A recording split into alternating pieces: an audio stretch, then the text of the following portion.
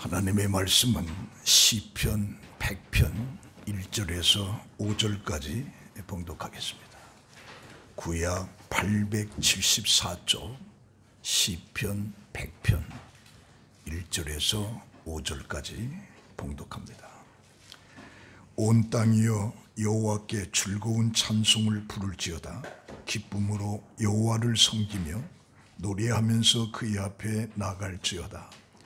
여호와가 우리 하나님이신 줄 너희는 알지어다. 그는 우리를 지으신 이요 우리는 그의 것이니 그의 백성이요 그의 기르시는 양이로다. 감사함으로 그의 문에 들어가며 찬송함으로 그의 궁정에 들어가서 그에게 감사하며 그의 이름을 송축할지어다. 여호와는 선하시니 그의 인자하심이 영원하고 그의 성실하심이 대대에 이르리로다. 아멘. 봉독한 말씀을 가지고 기쁨으로 하나님을 섬기라 라고 하는 내용으로 함께 은혜를 받습니다. 자, 우리 옆 사람 쳐다보면서 좀 웃는 얼굴로 우리 기쁨으로 하나님을 섬깁시다 하고 인사 좀 한번 합시다.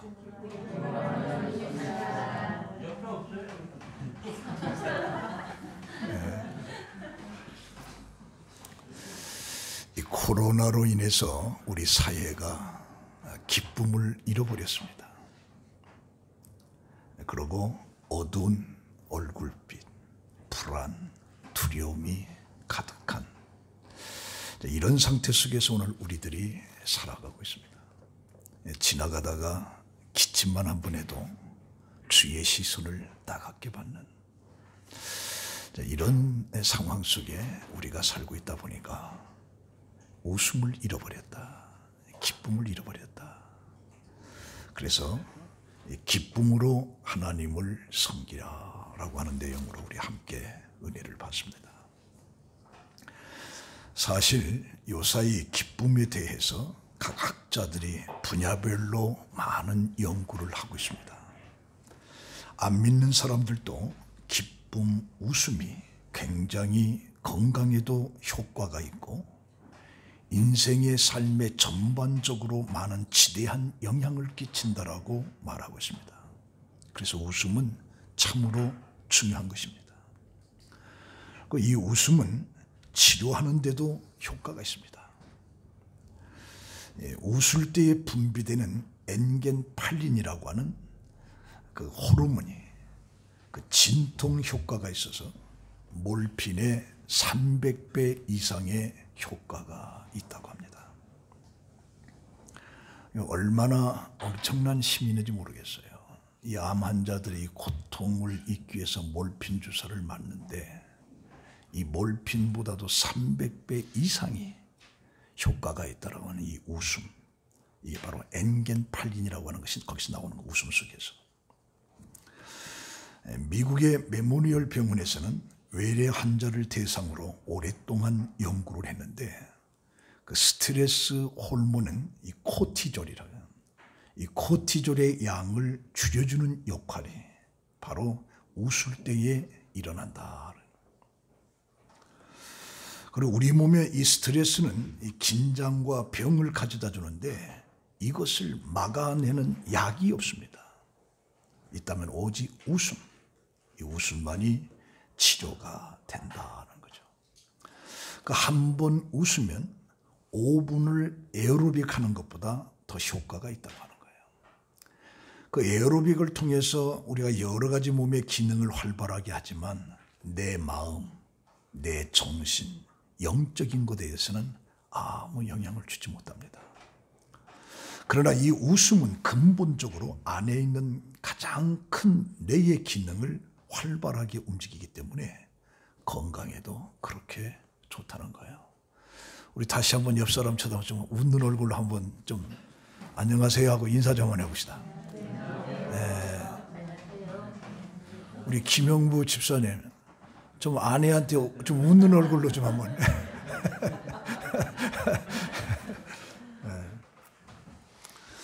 그 미국 메릴랜드 대학의 메디컬 센터에서는 이 웃음은 심장병을 예방하는 데 가장 효과가 있다고 합니다.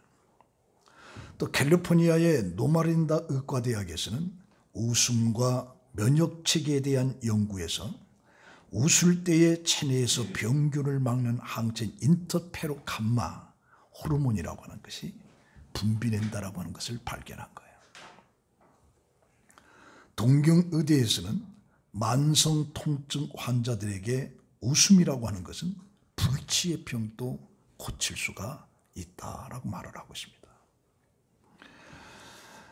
그리고 이 신경계에서는 웃음은 신체 전 기관의 긴장을 완화시켜서 암 환자의 통증을 경감시키기도 하고, 호흡기에서는 웃음은 산소 공급이 2배나 증가되어서 머리가 좋아진다라고 하는 임상 결과도 나오고 있습니다. 그리고 소화기에서는 기분이 좋을 때 소화 호르몬이 촉진되어서 음식물의 소화를 돕는다고 그래요. 그래서 밥을 먹을 때는 웃는 이야기를 하라는 거죠. 그래서 밥 먹을 때에 이 돈 이야기라든가 이 정치 이야기를 하지 말라. 왜? 신경질 난다. 신경질 난다.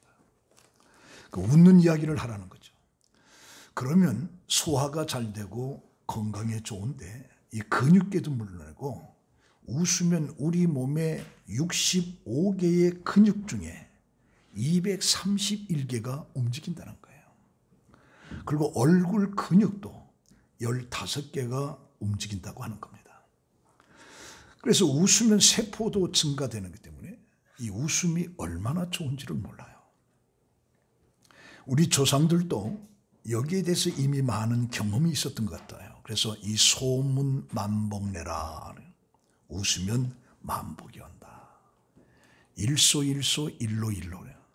한 번 웃으면 한 번 젊어지고 한 번 더 하면 한 번 늙는다.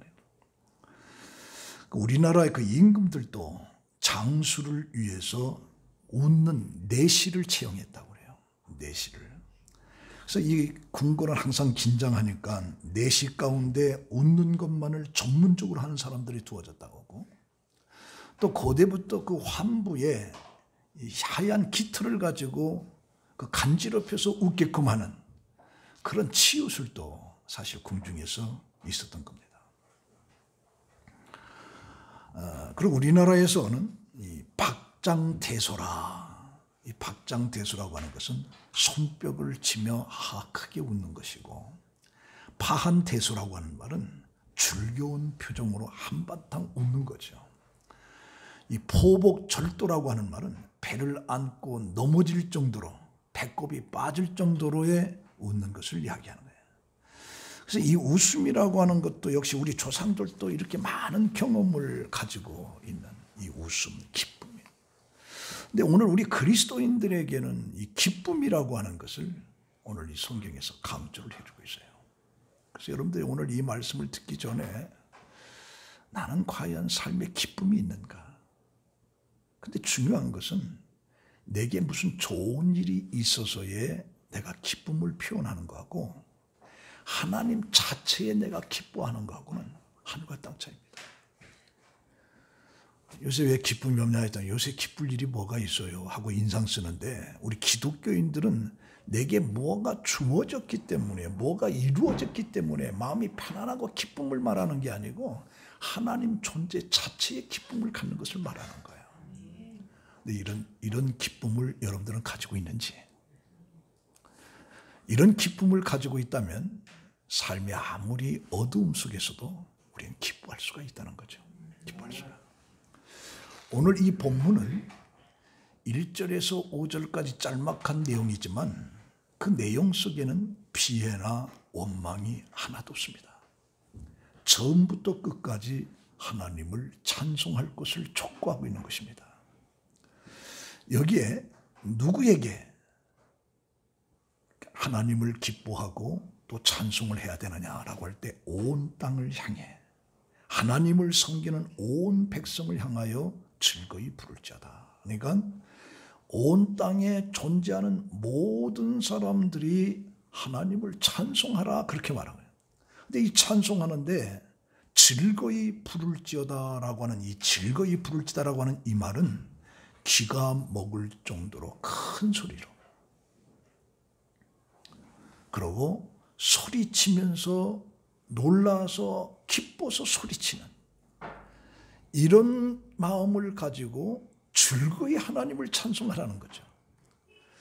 이것은 사실 왕의 어떤 행차 속에 전쟁을 통해서 승리하고 개선장군할 때에 그때 기뻐 외치는 이런 것을 말하는데 하나님을 그렇게 기뻐하라는 거죠.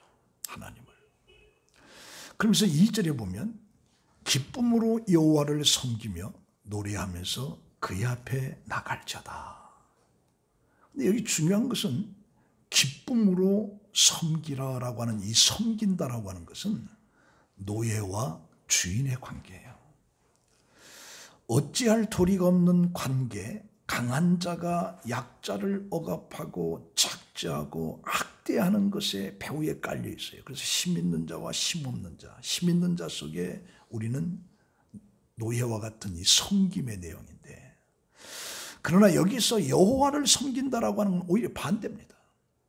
하나님은 긍휼이 많으시고 구원을 베푸시고 선한 일과 하시고 그의 인격과 그의 거룩함 속에, 그래서 그분을 기쁨으로 섬기는 것, 이건 자연스러운 기쁨이라는, 약자가 돼서 강자의 어찌할 수가 없는 이 구조적 속에서 내가 기뻐하는 것이 아니라 하나님의 인격, 하나님의 거룩함, 하나님이 베풀어 주신 그 은혜와 긍휼을 생각하면서 내가 기뻐하라는 거죠. 기뻐하라.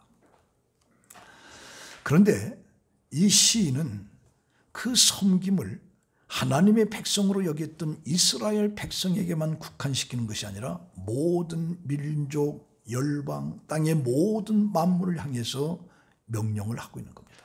다시 말하면 하나님만이 참된 신이고 유일하시고 절대 주권자라고 하는 의미가 그 속에 담겨 있으면서 온 땅 모든 백성들은 즐겁게 외치면서 하나님을 기뻐하고 찬송하라, 그렇게 말하고 있어요.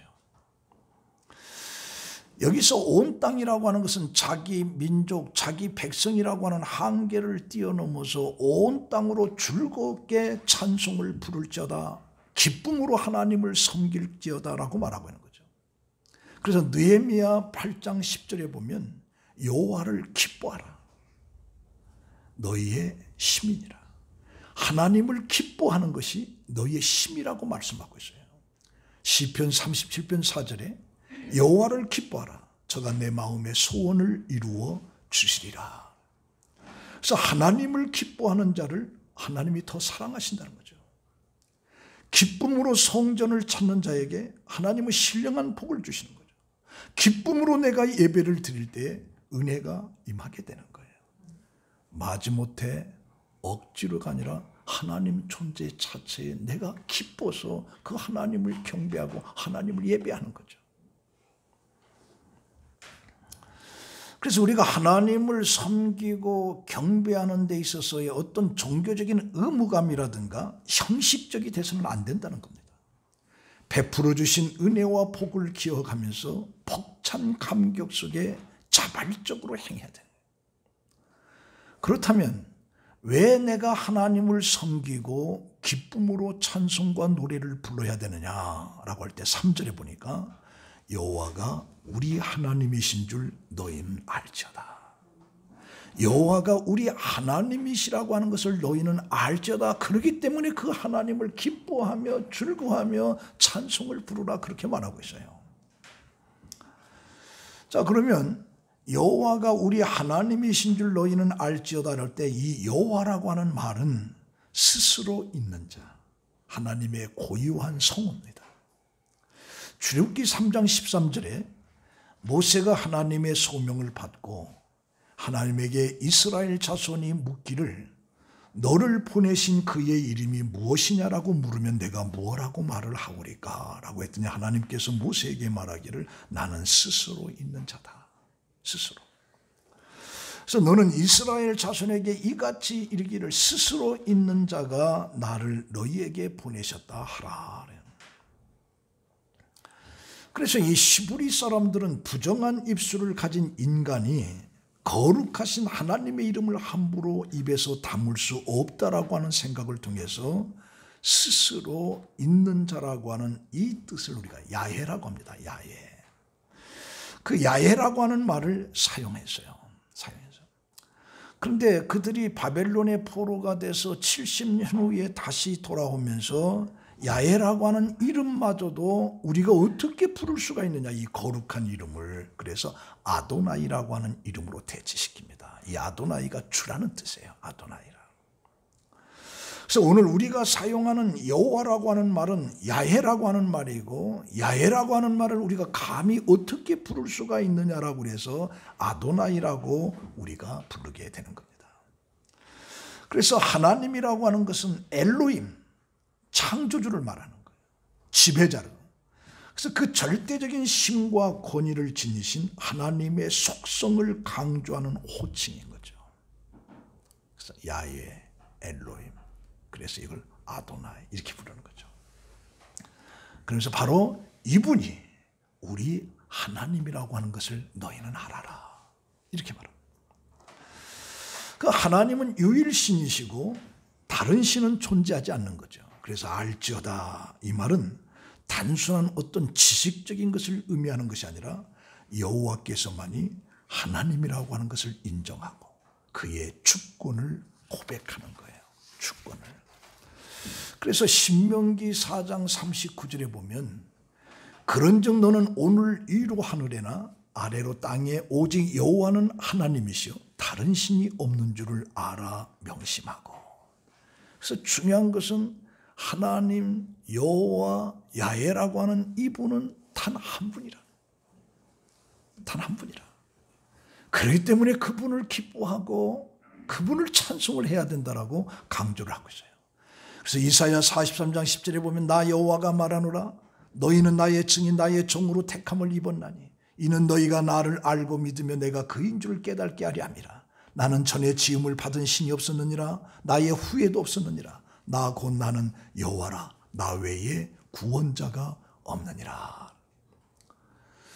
그러니까 우리는 예배를 드리면서 예배를 받으시는 분이 누구고 우리가 왜 예배를 드려야 되는지를 정확히 알 때 우리는 제대로 하나님을 섬길 수가 있어요. 내가 교회 와서 예배를 드리는 것도 내가 누구를 예배를 드리고 내가 왜 예배를 드려야 되며 그 하나님은 어떤 분이신가를 정확히 알아야 돼요. 그래야 내가 참된 신앙을 가질 수가 있는 거예요. 지구상의 여호와를 하나님으로 섬기는 백성은 축복의 사람들인데 우리 창세기 12장 1절에 보면 여호와께서 아브라함에게 이르시되 너는 너의 고향과 친척과 아버지의 집을 떠나 내가 내게 보여줄 땅으로 가라. 내가 너로 큰 민족을 이루고 내게 복을 주어 내 아들을 내 이름을 창대하리니 너는 복이 될지라. 너를 축복하는 자에게는 내가 복을 내리고 너를 저주하는 자에게는 내가 저주하리니 땅의 모든 족속이 너로 말미암아 복을 얻을 것이라 하신지라 했는데 하나님께서 창세기 12장에 아브라함을 선택하는 거예요. 그리고 그 아브라함의 자손들이 하나님을 섬기면서 하나님의 놀라운 축복을 받는 거죠. 그리고 그 자손들을 통해서 인류를 구원하는 역사가 이루어질 것을 아브라함을 통해서 말씀하고 있는 거예요. 다시 말하면 하나님께서 아브라함을 선택하고 아브라함의 자손들에게 복을 줘서 창대케끔 하고 그 아브라함의 자손들을 통해서 전 인류가 구원받게끔 하기 위한 것이 바로 창세기 12장 내용이에요. 그러므로 하나님을 섬기는 가정은 축복의 가정이 되고 하나님을 섬기는 국가도 강한 나라가 되고 개인도 능력의 사람이 되고 영원한 천국을 소유하게 되는 거죠. 자, 그러면 하나님은 우리와 어떤 관계인지를 3절 속에서 세 가지를 얘기합니다. 첫 번째가 뭐냐? 하나님은 우리를 지으신 분이라는 거죠. 우리를 지으신 분이라. 하나님이 창조주라는 겁니다. 다시 말하면 이 세상을 누가 만들었느냐? 하나님이라는 것이죠. 그래서 창세기 1장 1절에 태초에 하나님이 천지를 창조하셨느니라.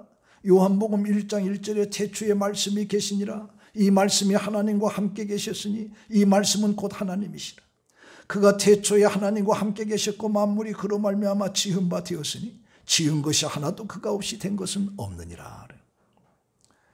시편 89편 11절에 하늘이 주의 것이요 땅도 주의 것이라. 세계와 그 중에 충만한 것을 주께서 건설하셨나이다. 시편 95편 5절에 바다도 그의 것이라 그가 만드셨고 육지도 그의 손이 지으셨도다. 그래서 이 세상 모든 것은 하나님이 지으셨다라고 강조를 하고 있습니다.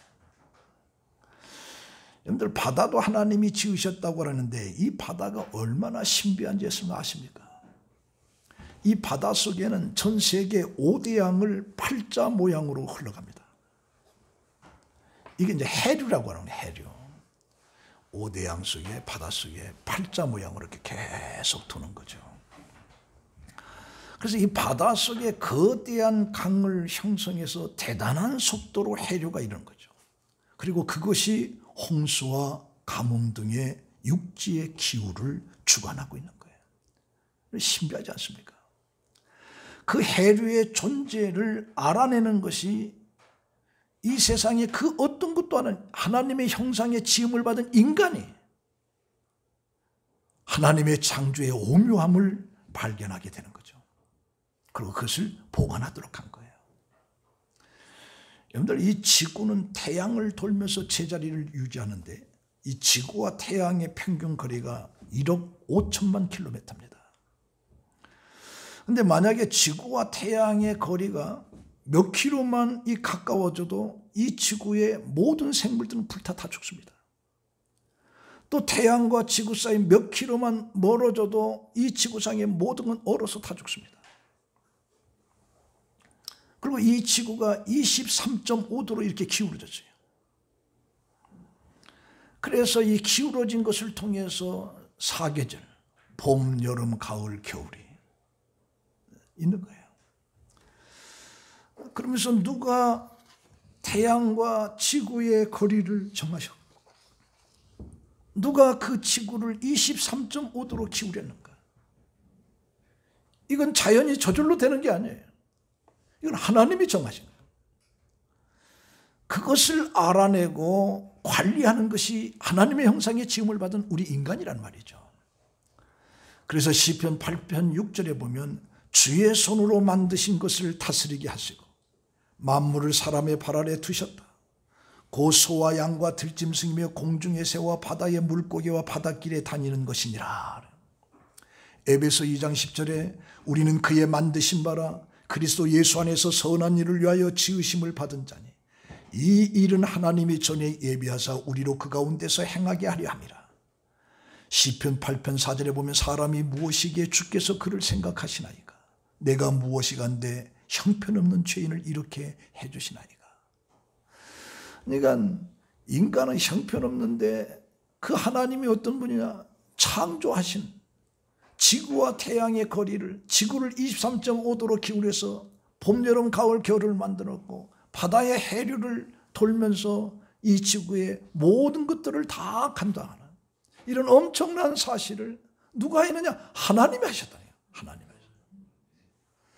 그래서 바로 하나님이 어떤 분이시냐? 이 세계를 창조하신 하나님이라고 하는 것을 알아야 된다. 그렇게 말하고 있는 거죠. 두 번째는 우리는 하나님의 것이라는 겁니다. 하나님의 것. 바로 피조물로 자기 존재의 주인이 바로 창조주 하나님이시라. 그러니까 우리는 하나님의 것이라. 하나님의 것이라. 인간은 저절로 만들어진 것이 아니에요.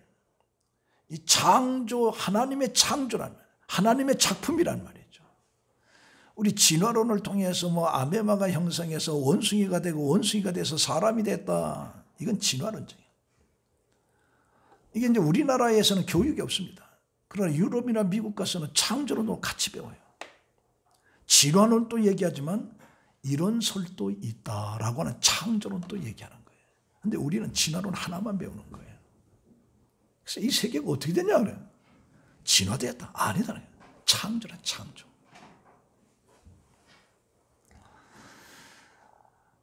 자, 그런데 우리 이사야 43장 1절에 보면 야곱아 너를 창조하신 여호와께서 지금 말씀하시니라 이스라엘아 너를 지으신 이가 말씀하시니라 너는 두려워하지 말라 내가 너를 구속하였고 내가 너를 지명하여 불러나니 너는 내 것이라 그래.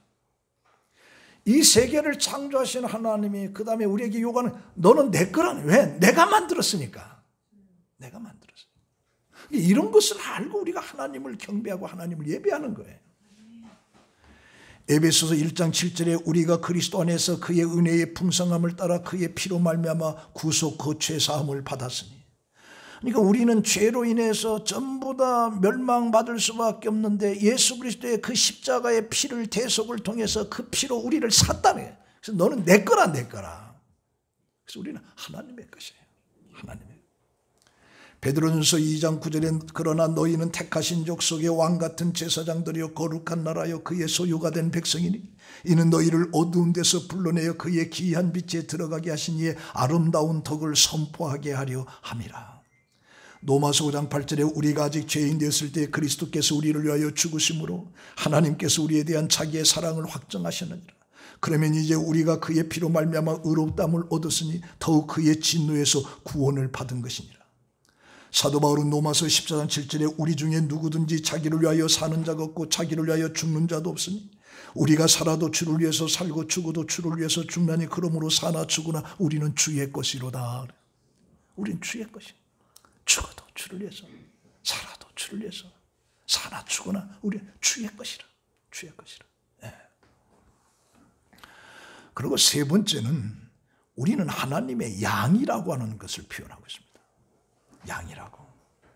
그러니까 하나님은 우리를 지으신 창조다. 그리고 우리는 그의 것이다. 그리고 우리는 그의 양이다라고 하는 표현을 3절에 해주고 있습니다. 하나님은 목자입니다. 우리는 그가 기르시는 양과 같은 존재는 거죠. 그래서 우리는 하나님의 양이고 하나님은 우리의 목자가 되시는 겁니다. 그래서 시편 23편에 보면 여호와는 나의 목자시니 내게 부족함이 없으리로다. 그가 나를 푸른 조장에 누이시고 쉴만한 물가로 인도하시는 도다. 이게 신약 속에 예수님께서도 이런 말씀하십니다. 나는 선한 목자라. 선한 목자는 양들을 위하여 목숨을 버린다. 그런데 이 구약 성경에서 목자라든가 양이라고 하는 이 시브리 말을 보케르라고 하는 말을 씁니다. 이 보케르라고 하는 말. 근데 이 보케르라고 하는 말은 세 가지 책임이 있어요. 세 가지 책임이. 먹이의 풍요와 목마름의 해결 그리고 안전을 책임지는 이 보케르라고 이 목자라고 하는 그 세 가지 의무가 있는데 일단 먹이를 풍요롭게 목마름을 해결하고 그리고 악한 것들로 지켜줘야 될 의무가 이 보케르라고 하는 목자 속에 담겨져 있는 거예요. 그러니까 목자는 양들을 푸른 초장으로 인도해야 되고 쉴만한 물가로 이끌어줘야 되고 목자는 도적과 노략질하는 맹수로부터 보호해야 되는 거죠. 그래서 자신의 목숨을 아끼지 않고 최선을 다해서 그 책임을 감수하는 것 이게 바로 목자인데 바로 그런 목자가 우리 하나님이시라는 우리를 향해서 그 하나님은 선한 목자라는 거예요. 선한 목자. 그래서 우리는 그의 양으로서 하나님의 인도로 풍요로움과 안전함을 가하고 있는 거예요. 그래서 다윗이 여호와는 나의 목자시니 내게 부족함이 없다. 이렇게 말을 하고 있는 거죠. 만약에 목자가 없다라고 할 때 그 양은 상상조차 할 수가 없는 거예요. 왜? 양은 미련한 짐승이라 가면 길을 못 찾아요. 그리고 무엇을 먹어야 이게 독초인지 뭔지도 몰라요. 이게 철저하게 목자의 도움을 받아야 살아갈 수 있는 짐승이 바로 양인 거예요. 우리 인간이 마찬가지예요. 근데 바로 하나님이 우리의 양의 목자다. 이렇게 되는 거죠. 그래서 출애굽기 13장 21절에 보면 여호와께서 그들 앞에 행사하는 날에 낮에는 구름 기둥으로 그리고 밤에는 불 기둥으로 그렇게 비추서 주야로 진행하게 하신다. 시편 127편 1절에 여호와께서 집을 세우지 아니하시면 세우는 자의 수고가 헛되며 여호와께서 성을 지키지 아니하시면 파수꾼의 수고함이 헛되도다. 이사야 40장 31절에 오직 여호와를 앙망하는 자는 새 힘을 얻으리니 독수리의 날개치며 올라감을 같을 것이요 다른 박질하여도 곤비치 아니하겠고 걸어가도 피곤치 아니하리로다.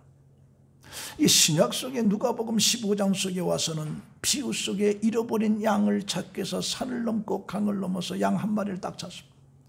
근데 너무 기뻐서 집에 와서 동네 사람들을 부르서 잔치까지 벌리는 거죠. 잔치까지. 이마만큼 목자로서의 양을 사랑하는 그 표현이 하나님과 우리와의 관계 속에서 이야기하고 있는 거예요. 그런데 바로 그 예수님께서는 그 시대의 바리새인들과 사두개인 이 종교 지도자들은 세리와 창녀들을 배척을 했어요.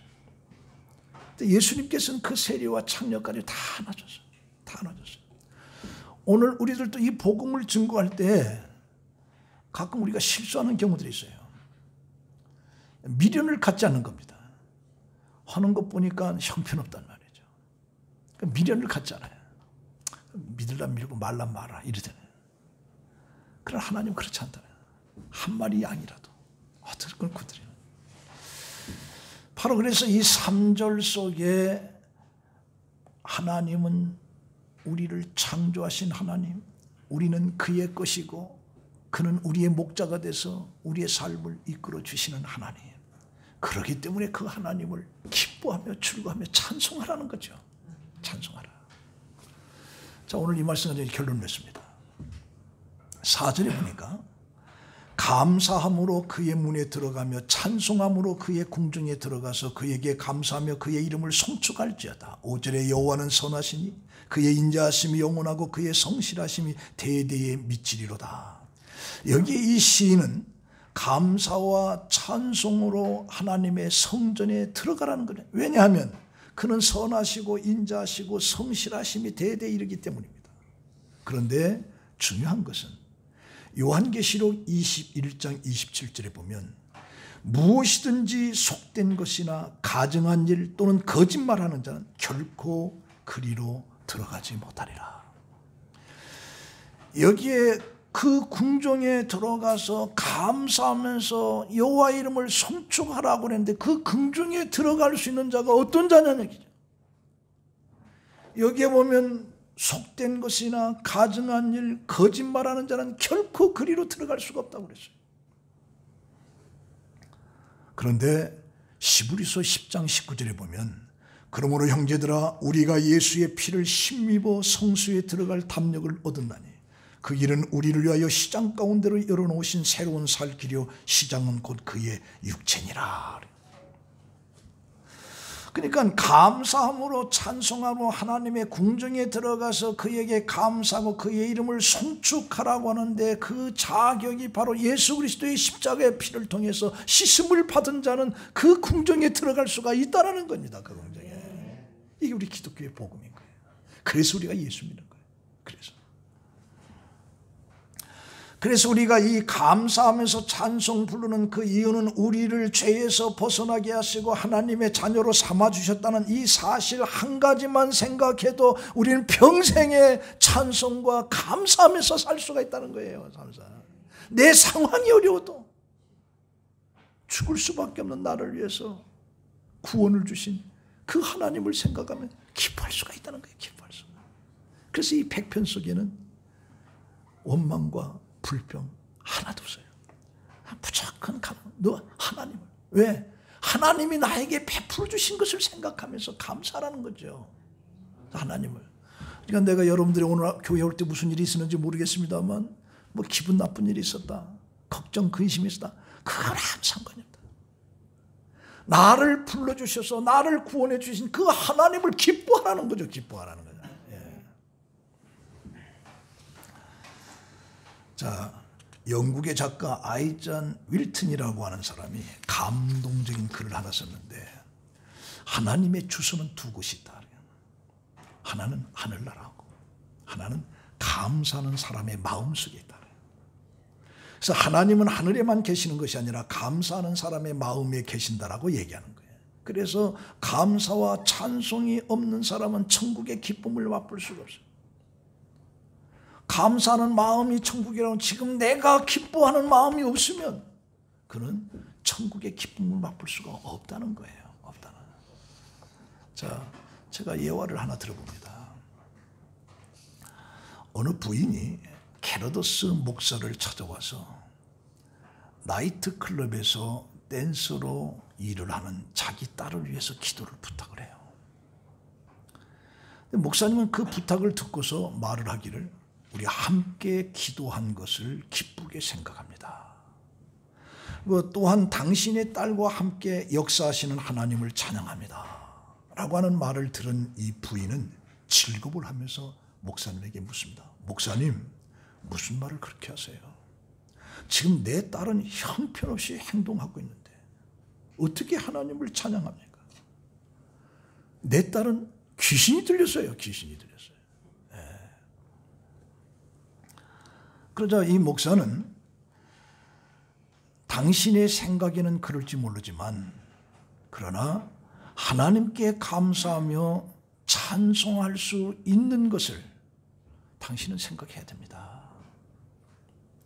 만약에 당신 딸이 귀신이 들려서 이제 댄스로 이제 나이트클럽에서 그렇게 행동한다는 그 자체를 인정을 하게 되면 당신은 하나님을 믿는 것이 아닙니다. 하나님은 그 딸을 거기서도 구원할 수 있는 그 하나님을 여러분 믿어야 됩니다. 감사해야 됩니다. 그러는 거죠. 그러니까 뭐라고 하냐? 아무리 우리 환경이 나빠도 하나님은 우리가 찬양하기를 원한다는 얘기죠. 내가 지금 너무 고통스러운데 할지라도 그 고통 속에서도 하나님은 찬양하기를 원한다는 겁니다. 원한다는 거예요. 만일 당신의 딸이 귀신 들렸다고 단정한다면 그 귀신 들린 딸을 향해서 역사하시는 하나님을 인정하지 못한다는 얘기가 되는 겁니다. 그래서 이야기를 쭉 해준 거예요. 그러자 이 말을 들은 이 여인은 목사님의 말씀대로 하겠습니다. 그러면서 나는 왜 하나님께서 이런 방식으로 일하는지를 잘 모르겠습니다. 그러나 하나님이 하시는 것을 믿고 그분을 찬양하겠습니다. 그래서 자기 딸이 나이트클럽에 가서 댄스로 노는 것을 전 마귀 귀신 들렸다라면서 그냥 고통스러운데 목사님이 하는 얘기를 듣고 하나님 찬송합니다. 하나님, 내 딸이 나이트클럽에서 댄스로 하는 걸 하나님 찬양합니다. 근데 바로 그날 저녁이었어요. 그 여인의 딸은 평소대로 나이트클럽에 가서 춤을 추고 있는데 한 청년이 다가오는 거예요. 춤을 추자고 하면서 뭐라고 하냐? 예수님은 당신을 진실로 사랑하십니다 라고 하는 말을 던져주는 거예요. 지금 한참 흥이 나서 춤을 추는데 그 말은 분위기에 맞지가 않죠. 분위기가 맞지 않는 거예요. 근데 그 소리가 그 소녀에게 아주 신선한 충격을 주었습니다. 왜 그러냐? 지금까지 청년들과 함께 춤을 췄지만 그 청년들이 수많은 이야기를 했지만 이런 이야기 한 청년은 하나도 없었단 말이에요. 그래서 춤을 추던 그 소녀가 무대에서 내려와서 청년에게 물어봤어요. 왜 나한테 이런 이야기를 했느냐라고 했더니 청년이 갑자기 우연히 이 길목을 지나가는데 하나님께서 감동을 주면서 너 나이트클럽 들어가서 그 여자에게 춤을 추고 있는 여자에게 예수 그리스도께서 당신을 사랑하십니다 라고는 한마디를 던져주라. 그래서 이 청년이 그렇게 이야기한 거죠. 그러고 나서 이 이야기를 듣던 그 소녀가 고백을 합니다. 저도 당신이 말하는 하나님의 선물을 받고 싶습니다. 그러면서 그 인생이 바꿔졌어요. 바꿔졌어요. 네. 자기 딸이 나이트클럽에서 댄스로 춤을 춰 저 귀신이 들렸다 그러면서 그냥 고통하고 번민한 그런 속에서도 하나님을 찬송하니까. 왜? 그 상황을 변화시킬 수 있는 것이 하나님이시니까. 그 하나님을 찬송하니까 그 찬송 속에 하나님의 역사가 나타나더라. 그래서 오늘 우리가 이 말씀의 백편 속에 이 말씀은 내가 어떤 환경 속에서 내 주위 환경이 불합리하고 어렵고 힘들고 고통 그 속에서도 하나님을 기뻐하라는 거죠. 하나님을 찬송하라는 겁니다. 왜? 그 하나님이 어떤 분인가를 알면 우리는 그 상황이 어려워도 하나님 존재 자체를 기뻐할 수가 있다는 거죠. 기뻐할 수가 있다. 그래서 이 찬양이라고 하는 것은 성도가 하나님의 뜻대로 살아가는 가장 정상적인 생활 방식입니다. 그래서 예수 믿는 사람은 우리 데살로니가서에 항상 기뻐하라. 언제든지 기뻐하라는 거죠. 이 설교를 들으면 여러분들 얼굴에 웃음이 나와야 되는데 아직도 웃지 않는 사람이 좀 여럿이 있는 거예요. 그러나 얼굴이 굳어있다는. 우리가 처해 있는 현실을 그대로 하나님의 뜻으로 받아들이는 겁니다. 받아들이는 거예요. 그리고 우리가 찬양하는 것은 우리의 환경이 좋아서만이 아니라 환경이 어떠하든지 간에 하나님을 찬양하는 겁니다. 우리가 환경을 보고 하나님을 찬양하는 것이 아니라 하나님 존재 자체를 놓고 찬양하는 거예요. 자체를 놓고. 하나님을 기뻐하는 거죠. 기뻐하는. 그래서 우리가 이렇게 하기 위해서는 하나님이 어떤 분인가를 내가 정확히 알 때